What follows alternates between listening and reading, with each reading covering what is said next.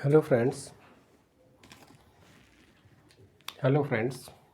आज से एक नया वीडियो लेक्चर की सीरीज शुरू कर रहे हैं जो है आर्टिफिशियल इंटेलिजेंस। आज के डेट में अगर कंप्यूटर की हम बात करें तो कंप्यूटर में सबसे पहले हम इंटेलिजेंसी को ही सर्च करने की कोशिश करते हैं। हमें इंटेलिजेंट सिस्टम चाहिए। ऐसे कंप्यूटर में बहुत सारे डेवलपमेंट हुए हैं। अगर फर्स्ट जेनरेशन से हम बात करें तो 1945 से लेकर के हर 10 साल में हमने एक नए जेनरेशन की बात की।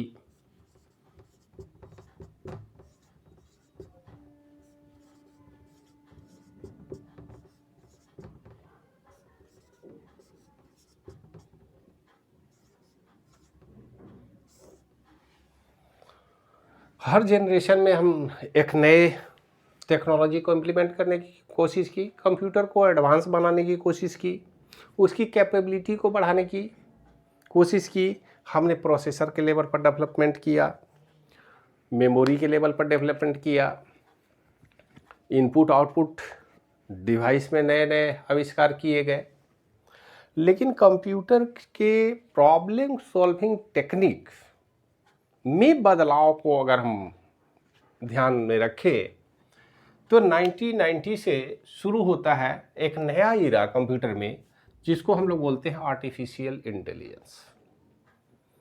ये 5th जेनरेशन के कंप्यूटर के साथ अटैच होगा। अगर किसी भी कंप्यूटर सिस्टम हम एआई का कॉन्सेप्ट डाल दें तो 4th जेनरेशन के एडवांस कंप्यूटर से भी आगे का स्टेज है, वही है एआई, आर्टिफिशियल इंटेलिजेंस। सवाल है कि आर्टिफिशियल इंटेलिजेंस का कॉन्सेप्ट क्यों आया। अब मशीन हमने बनाया है प्रॉब्लम को सॉल्व करने के लिए।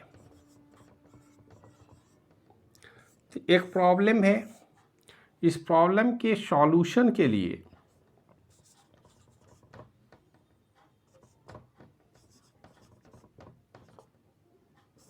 एक प्रॉब्लम का सॉल्यूशन अलग अलग हो सकता है।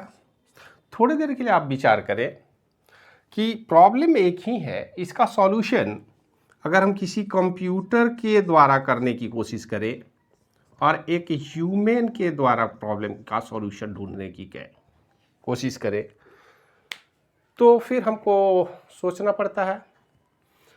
ह्यूमन बीइंग इंटेलिजेंट तरीके से प्रॉब्लम का सॉल्यूशन ढूंढ लेता है। ह्यूमन ब्रेन अपने ढंग से प्रॉब्लम का सॉल्यूशन कंप्यूटर से अलग तरीके से सॉल्व करने की कोशिश करता है। इसके पास इंटेलिजेंसी है।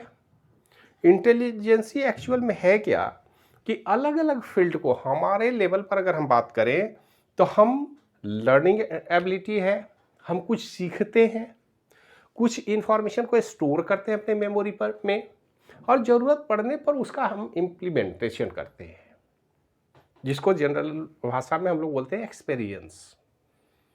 किसी भी फील्ड में आज के डेट में भी हम लोग, गवर्नमेंट की भी पॉलिसी है कि हमारे यहाँ टीचर की कमी है, क्या किया जाए भाई।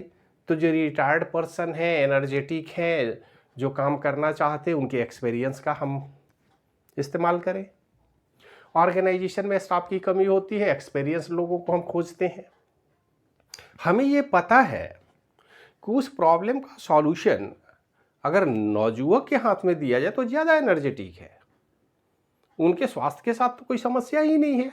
20 साल 25 साल के बच्चे जो है उनके स्वास्थ्य में तो कोई खामी की बात है नहीं, उनको एनर्जी होता है, पावर ज़्यादा है, वो 16 घंटा 18 घंटा काम कर रहे हैं।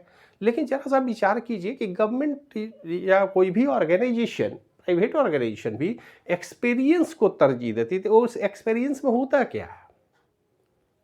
एक्सपीरियंस कहने का सीधा मतलब है कि हमने इंटेलिजेंसी को सपोर्ट किया है। हम जानते हैं कि जिनके पास एक्सपीरियंस है वो अपनी इंटेलिजेंसी का इस्तेमाल ज़्यादा बेटर तरीके से कर सकते हैं, प्रॉब्लम का सॉल्यूशन अपने एक्सपीरियंस के आधार पर ऑप्टिमाइज्ड फॉर्म में दे सकते हैं नए लोगों के रेस्पेक्ट में। नए लोगों के पास क्या है? नॉलेज तो है उनके पास, लेकिन उसके इम्प्लीमेंटेशन में इंटेलिजेंसी को नहीं दे सकते, उसमें एक्सपीरियंस को नहीं डाला जा सकता। और सबसे बेस्ट रिजल्ट अगर हमें चाहिए तो हमको एक्सपीरियंस पर्सन को खोजते हैं। तो एक एक्सपीरियंस पर्सन के पास और क्या क्या लॉजिक जुड़ जाते हैं। इसी कॉन्सेप्ट को ध्यान में रख के हमारे मन में विचारा गया कि क्या हम इस तरह के इंटेलिजेंसी को अपने कंप्यूटर सिस्टम में ऐड कर सकते हैं। और इसके लिए बहुत पहले से काम शुरू हो गया था। जॉन मैकर्थी ने एक लैंग्वेज बनाया था LISP, लिस्प, जिस पर आगे डिस्कस हम लोग करेंगे। यह लिस्प जो है ये लैंग्वेज प्रोसेसिंग के लिए बनाया गया था, क्योंकि हम जानते हैं बच्चों को आज के डेट में अगर एजुकेशन की बात होती है तो लैंग्वेज पर विशेष फोकस की जाती है। अब तो मल्टीलिंगुअल पर्सन का रिक्वायरमेंट होता है। बच्चों को स्कूल कॉलेज में अलग अलग लैंग्वेज पढ़ाए जाते हैं, कुछ लोकल लैंग्वेज हैं तो कुछ फॉरेन लैंग्वेज भी आज पढ़ाने की कोशिश हो रही है, ताकि ग्लोबल लेवल पर उनकी पहचान हो सके, वो एसोसिएट कर सके लोगों से। तो यहाँ पर भी लैंग्वेज प्रोसेसिंग के कॉन्सेप्ट को अपने मशीन में हम डाले। पहले हमारा जो कंप्यूटर था वो स्पेसिफिक परफॉर्मेंस के साथ एक स्पेसिफिक ऑपरेशन के लिए हम डिजाइन करते थे। हमने उसमें बढ़ाया, उसके प्रोसेसिंग के कैपेबिलिटी को बढ़ाया, पैरेलल प्रोसेसिंग का कॉन्सेप्ट लाया, डिस्ट्रीब्यूटेड का कॉन्सेप्ट लाया। लेकिन अब हम इंटेलिजेंस की जब बात करेंगे तो लैंग्वेज प्रोसेसिंग पावर कंप्यूटर का हम बढ़ा रहे हैं। अब देखिए क्या होता है, अगर AI की हम बात करें तो सबसे पहले ये 1991 में डेवलप किया गया था, इम्प्लीमेंट किया गया। ये 1991 का जो इरा था, इसके बाद 90 के बाद हमने इंटेलिजेंस के विषय में सोचा, और आर्टिफिशियल इंटेलिजेंस के जनक हम लोग बोलते हैं जॉन मैकर्थी को। इनको फादर ऑफ AI बोला जाता है। जैसे चार्ल्स बैबेज को हम लोग बोलते हैं father of computer system, modern computer system, वैसे ही जॉन मैकर्थी को हम लोग बोलते हैं फादर ऑफ AI। अब इस AI में क्या क्या होना चाहिए, क्या हमारा प्रोसेस है, हमने क्यों AI के विषय में किया, हमारा रिक्वायरमेंट क्या है। तो जरा रिक्वायरमेंट पर हम देखें कि हमारा प्रयास था कि way of making a computer और ए कंप्यूटर कंट्रोल डिवाइस, जैसे रोबोट की अगर हम बात करें,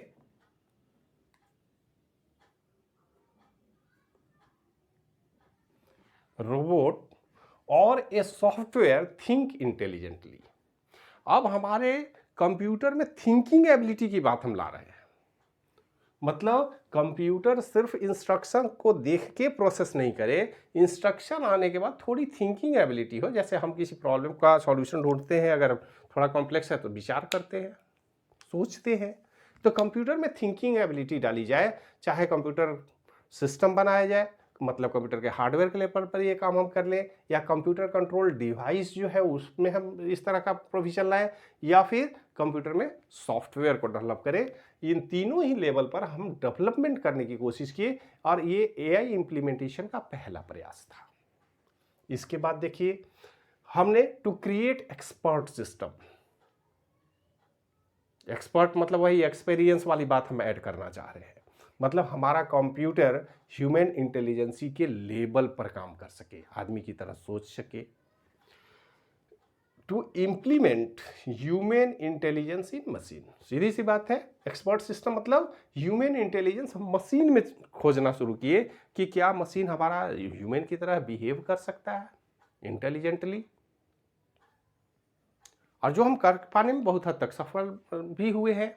आज के डेट में जितने भी कॉल सेंटर में कंप्यूटराइज सिस्टम लगे हुए हैं, या आप गूगल असिस्टेंट की बात कर लें, गूगल असिस्टेंट क्या करता है, जो आपके लैंग्वेज को रिसीव करता है, इमीडिएट उसको प्रोसेस करता है, और आपकी रिक्वायरमेंट के आधार पर आपको आंसर भी वो देता है। ये है इंटेलिजेंसी।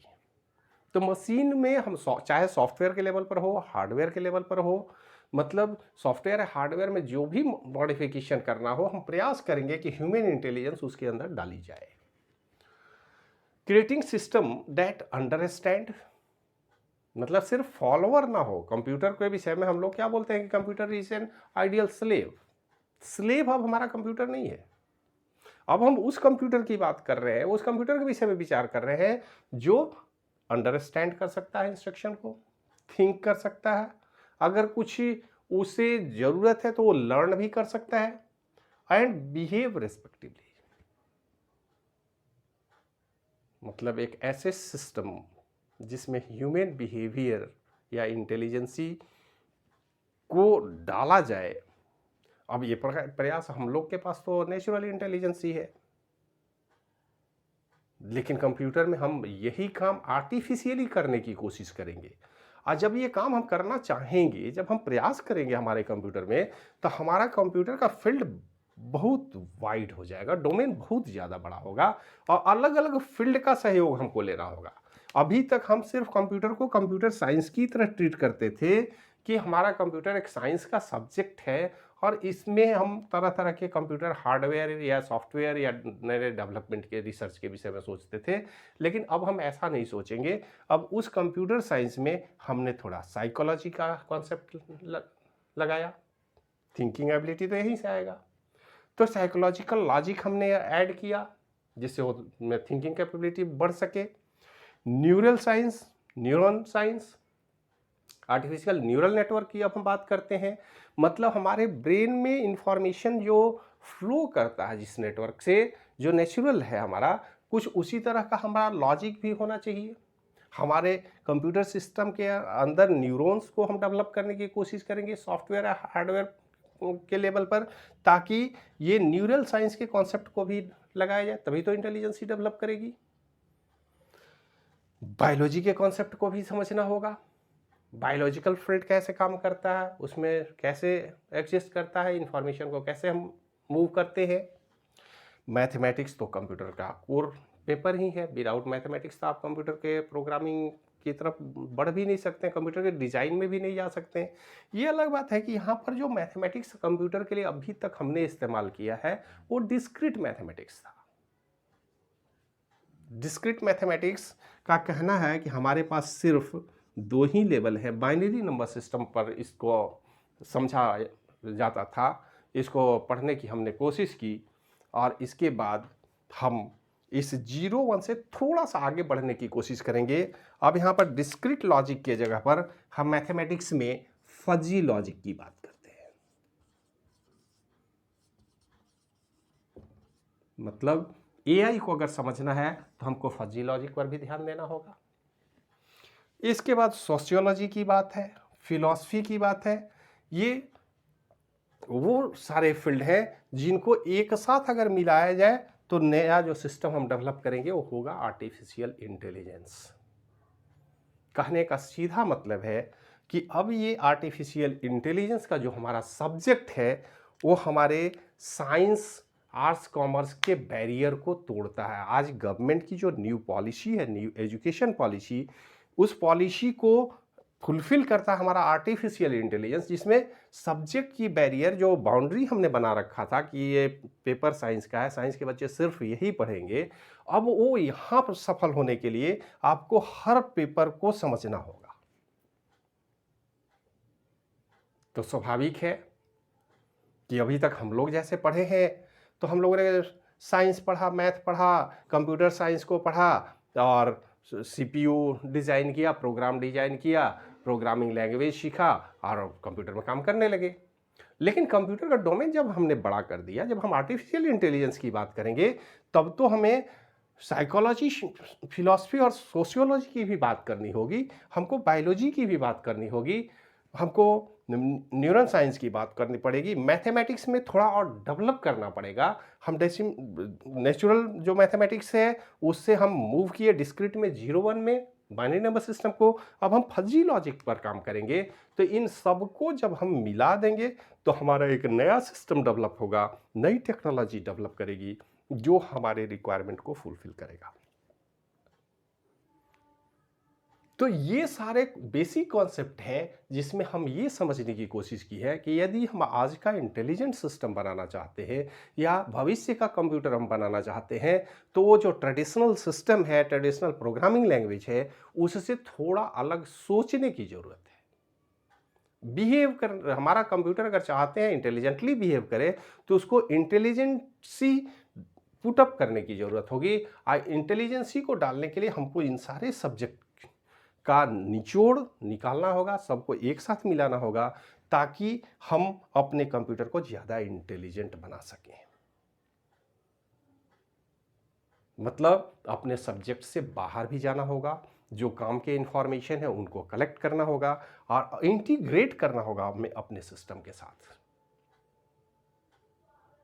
तो इस तरह से हम इस सीरीज में अगले लेक्चर में हम लोग डिस्कस करेंगे कि जब हम प्रोग्रामिंग की बात करते हैं तो एक नेचुरल नॉर्मल जो प्रोग्रामिंग है, चाहे हम प्रोसीजर ओरिएंटेड प्रोग्रामिंग की बात करें, ऑब्जेक्ट ओरिएंटेड की बात करें, हम अगर इस लेवल पर प्रोग्रामिंग करेंगे तो एआई के साथ जो प्रोग्रामिंग का कॉन्सेप्ट होगा, जो प्रोग्रामिंग का लॉजिक होगा, क्या वो ट्रेडिशनल प्रोग्रामिंग से अलग है? तो अगले लेक्चर में हम ये जानने की कोशिश करेंगे कि एआई में प्रोग्रामिंग लॉजिक में जो थिंकिंग एबिलिटी है उसमें कहाँ बदलाव करेंगे ताकि हमारा कंप्यूटर सिस्टम ज़्यादा इंटेलिजेंट तरीके से बिहेव करे और इंटेलिजेंट तरीके से काम करे।